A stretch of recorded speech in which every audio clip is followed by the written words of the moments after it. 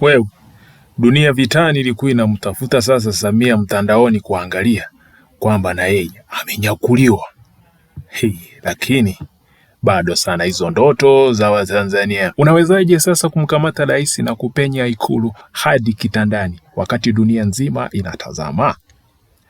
Unabuni ujanja bora na udanganyifu. CIA iliweka jukwaa kwa kutumia jengo moja kama chambo na anga kujazwa ndege 150 ili kuunda ngao ya sauti yenye kishindo kikubwa sana tena matata kuvifanya vikosi vya ulinzi vya Venezuela vichanganyikiwe ili nafasi ya kupenya kwa helikopta za kushusha vikosi vya Delta Force ipatikane F-35. Ndege matata lafu ya kutisha sana zinazoitwa ndege ambazo zimetengenezwa kwa ajili ya operation za aina hii ziliangaza eneo hilo la nje na kutifuatifua mavumbi kwa mwanga mkali zikigeuza usiku kwa mchana. Kufika wakati vumbi lilipotulia, helikopta zilikuwa zimeshatua vizuri tayari na Maduro tayari amenyakuliwa. Ukisikia unyakuo unakuja, jua basi Maduro akatuwahi fursa. Tutaangalia sasa jinsi Marekani ilivyotumia ndege zake mashuhuri za F-35 na jeshi lake la majini yani Navy kuanzisha mashambulizi makubwa yote katika video hii inayofuata. Katikati ya usiku, yani saa 8 kamili alfajiri, umeme ulikatika, taa zikazimika mjini Caracas nchini Venezuela. Kufika saa 5 kamili alfajiri, rais wa Venezuela alikuwa tayari kanyakuliwa. Lakini Marekani ilichezaje kama mchezo wake kwa udanganyifu? Wakati dunia nzima ilikuwa imelenga kabisa meli za kubebea ndege katikati ya bahari ya Karibia, vita ya kivuli ilikuwa tayari inaendelea ardhini. Huu haukuwa uvamizi, ilikuwa ni kung'olewa na kunyakuliwa kizembe kwa rais wa Venezuela. Basi hatimaye tunayo ratiba iliyofichuliwa vizuri ya jinsi vikosi vya Marekani vilivyoingia ndani kabisa ya Caracas, vikaona haitoshi, vikazama Ikulu. Pia havikutosheka, vikazama kitandani kwake Nicolas Maduro na kumnyakua. Tuanze na hatua ya kwanza ambayo ni maandalizi. Hili halikutokea kwa kushitukiza. Kwa miezi kadhaa Marekani imekuwa ikizunguka na kuweka ukuta mkubwa na wa kizuizi kwa kutumia meli za kijeshi majini karibu na Venezuela. Kikosi cha mashambulizi cha meli za Kimarekani, the US General R4 Carrier Strike Group, na kikundi cha utayari wa majini cha Iwo Jima cha Marekani viliejeshwa vizuri hapo hapo pwani. Kisingizio kilikuwa nini?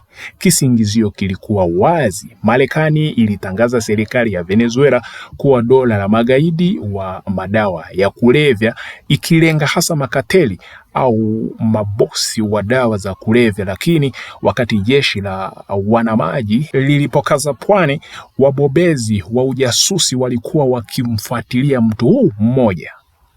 Walisubiri dirisha maalum wakati ambapo Maduro ana hali ya unyonge na yuko njia panda, akiwa hana hata kuku anayeweza kumwamini kando yake. Waliwanunua vizuri wote maafisa usalama karibia wote, na wao maskini bila kujijua na kujuana kwamba wanazamisha nchi yao katika aibu kubwa sana ya karne. Hatua ya pili, shambulizi lenyewe lilianza saa 8 alfajiri, hasa saa za Venezuela ni saa za kawaida kabisa. Juu angani ndege kadhaa za kivita za asili aina ya F-35 zilipasua njia kupitia mistari ya ulinzi wa jeshi la Venezuela, zilivyotoboa vizuri na kulemaza ulinzi wao wa kupambana na ndege. Walianza na air defense, yani makombora haya ya kirusi aina ya S-300 yaliyopo kote kwenye maeneo nyeti ya kimkakati yenye thamani kubwa.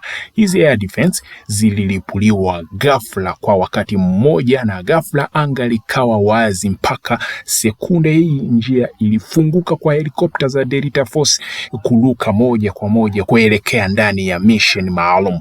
Huu hapa unakuja sasa udanganyifu wa kutengenezea jeshi la Venezuela hali ya kuzubaa wakati helikopta zikiruka kupenya ndani ya ulinzi. Ndege za kivita zilianza kufyatua risasi na mashambulizi zaidi, pamoja na kuipiga Fortuna ambayo ni kambi kuu ya kijeshi na kituo cha amri.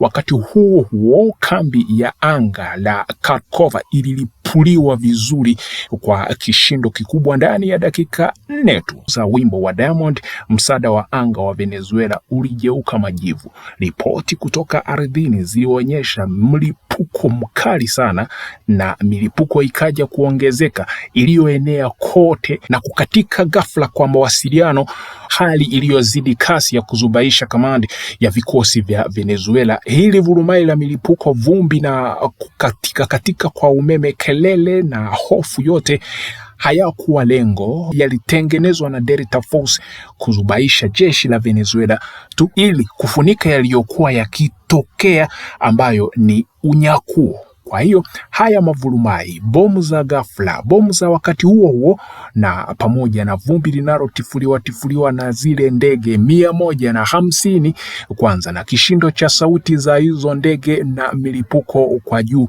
haya yote ni kwa kufunika ili lile jeshi la Delta Force liweze kupenya mule ndani. Lakini unyakuo na uvamizi vilitokeaje? Unapaswa kuangalia sasa hatua ya 3, kujificha chini ya mwamvuli wa giza na vurumai, kelele na mvua ya mabomu. Wanyakuaji sasa wa kwanza walianza kazi, lakini ni kitengo gani hasa kilichoweza kukamilisha lile jukumu la mission ya kumnyakua? Ni Delta Force, mojawapo ya vitengo vya vikosi maalum vya asili vya wasomi katika jeshi la Marekani. Mashahidi huko Caracas waliripoti vizuri ndege zinazoruka chini kwa chini, zikichanachana paa, zikiruka chini kabisa kukwepa ulinzi wa rada. Timu hii ya mission ilivunja ghafla lile eneo lililokuwa linalindwa, ambalo liliaminika kuwa nyumba salama ndani ya jengo kubwa la Fort Chuna. Upinzani kutoka kwa walinzi wa rais wa Venezuela ulikuwa wa haraka, lakini mwishowe haukuzaa matunda, kwani helikopta ziliweka moto mkali sana wa kufunika kule juu. Zile 150 zilikuwa zimezunguka hapo katikati, zikiwepo 2 ambazo zinashukia lile jengo na kuanza sasa operation maalum ya unyakuaji.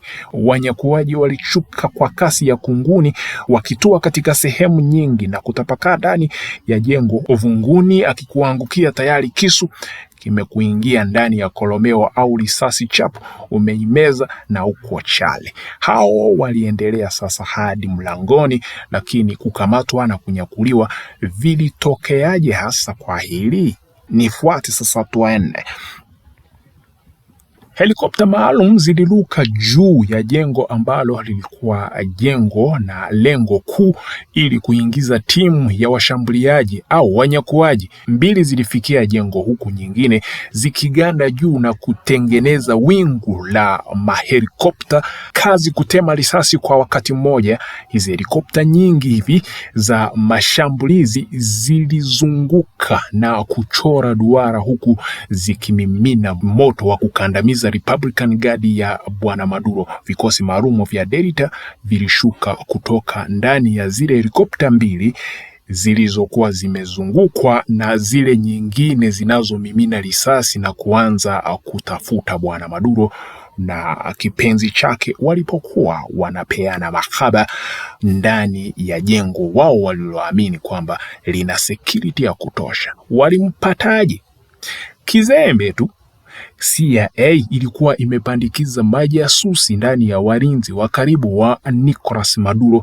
Unaambiwa Marekani ilipata ramani ya nyumba yote ya bwana Maduro na Delta Force ilijenga nakala halisi kabisa ya nyumba yake Maduro kwa ajili ya mazoezi, huku wakifanya mazoezi ya uvamizi hadi walipoweza kuyakamilisha vizuri na kufanya hayo mazoezi wakati wao wamefumba macho. Walikuwa wanafanya mazoezi haya makubwa ya kujifunza namna ya kuvamia ili jengo mara 8 kwa siku, huku muda wa mazoezi ukiwa miezi yote 5.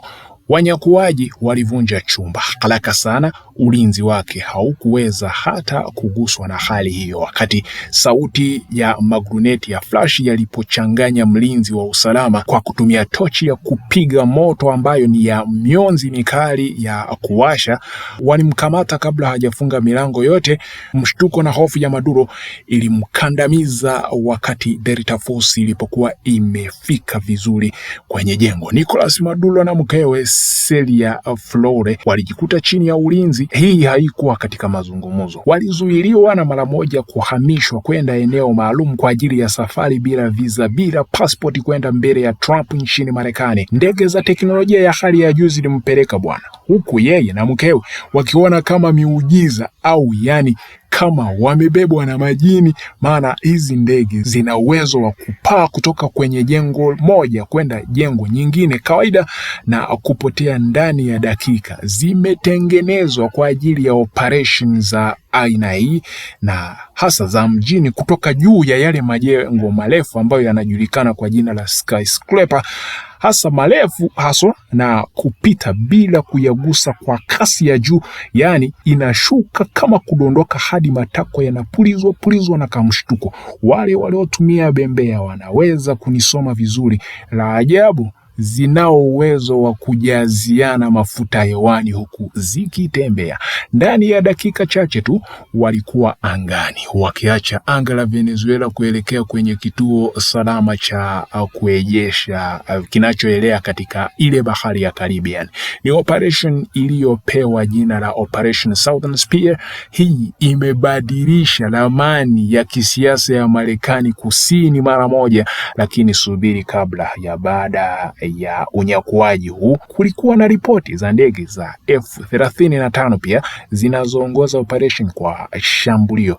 Tutaangazia vizuri jinsi Marekani ilivyotumia ndege za F-35 badala ya S-16 kwa operation nchini Venezuela, kwa sababu hii ni Venezuela iliyoandaliwa vizuri na yenye jeshi kubwa lililo na ukakamavu, na Venezuela imeweka mifumo ya makombora ya Kirusi ya S-300 na mitandao ya rada ya Kichina ambayo ni mahiri na yana umaarufu mkubwa katika kudhibiti zile movement zozote za ndege. Ulinzi wa anga uliojumuishwa wa Kirusi na wa ndege zisizo na rubani za Shahed kando ya mipaka yake ni ulinzi tosha uliokuwa unaaminika kwa wale wanajeshi wa Venezuela. Hii inaunda sasa mazingira hatari sana na yenye changamoto ambayo S-16 za zamani zingepambana bila kufanikisha, maana Venezuela angezimaliza zote ndani ya dakika. Kama ilivyoelezwa sasa, karibu ndege 150 na zile manuari 8 kubwa za Marekani waliziweka hapo. Pia ina meli 3 za kubebea ndege za majini na ndege moja ya ufuatiliaji, hasa ili kuigeuza kuwa juggernaut kubwa ya amri na udhibiti yenye uwezo wa kushinda ulinzi wa anga. Inaashiria hii utayari wa kukabiliana na mtandao mzima wa ulinzi wa anga la Venezuela ikiwa ni lazima. Lakini kwa nini jeshi la anga la Venezuela lilishindwa kuzuia? Kufikia mwaka wa 2025, meli ya ndege za kivita ya Venezuela inajumuisha hasa takribani 21 za Sukhoi 30 za kazi nyingi zilizotolewa na Urusi kati ya miaka ya 2006 na 2008, ambazo sasa zinaunda uti wa mgongo wa nguvu zao za anga za mapigano Kwa kuongezea, wanazo takribani 5 za F-16 Fighting Falcon zinazofanya kazi kutoka kwa kundi la zamani, ikiwa ni pamoja na F-16I Ace-3 za kiti kimoja na F-16V 2 za viti viwili. F-16 hizi zimezeeka na zinakabiliwa hasa na matengenezo machache na msaada wa sehemu kutokana na vikwazo vya Marekani. Ingawa zimeongezewa na visasisho vya Israeli, Venezuela ilipata ndege zake za F-16 kutoka Marekani kupitia makubaliano ya mauzo ya kijeshi ya kigeni iitwayo Peace Delta mnamo mwaka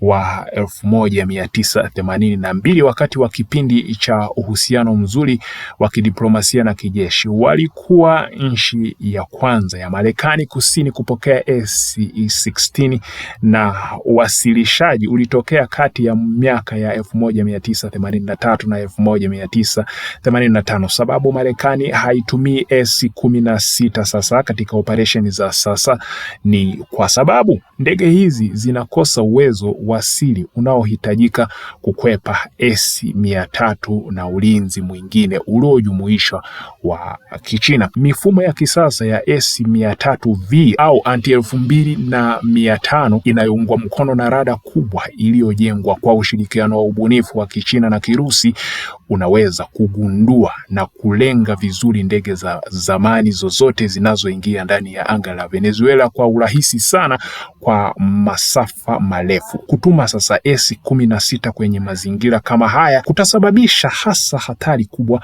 za kupoteza, kwani ziko hatarini kwa kudunguliwa na rada na mashambulizi ya makombora, bila kusahau mfumo wa ulinzi wa anga wa Kirusi wa BAK ambao unaweza kuchukua S-16 kwa urahisi.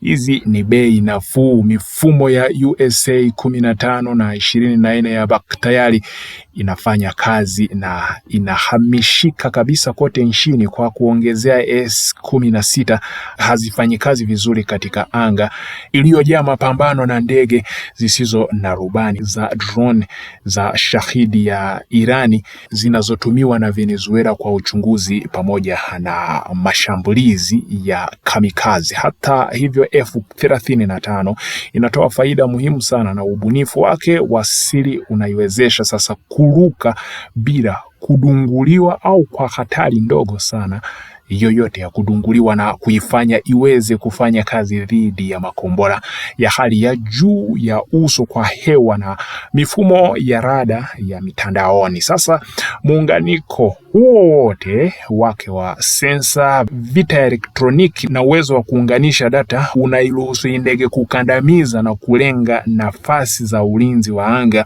zisizobadilika kwa wakati mmoja, ikibadilika haraka na kukabiliana na usanidi wa rada wa Kirusi pamoja na Kichina. Wakati ndege za kivita zilipotoa ulinzi sasa wa kupambana na ndege wa jeshi la Venezuela kwa ujumla, hii iliruhusu CIA na vikosi maalum kuendelea kuelekea pale ambapo Bwana Maduro alipokuwa ananyakuliwa. Uwepo mkubwa wa mifumo ya kisasa ya Kirusi, Kichina, Irani pamoja na asili ya ulinzi wa anga na ndege zisizo na rubani kwenye mpaka wa Venezuela inamaanisha kuwa ndege za kivita za asili au wimbi la kwanza la shambulio hutoa uwezo wa kuishi na uwezo wa kushambulia unaohitajika kwa operation kama hizo. Lakini ndo ujiulize, walizungukaje muda mfupi namna hiyo?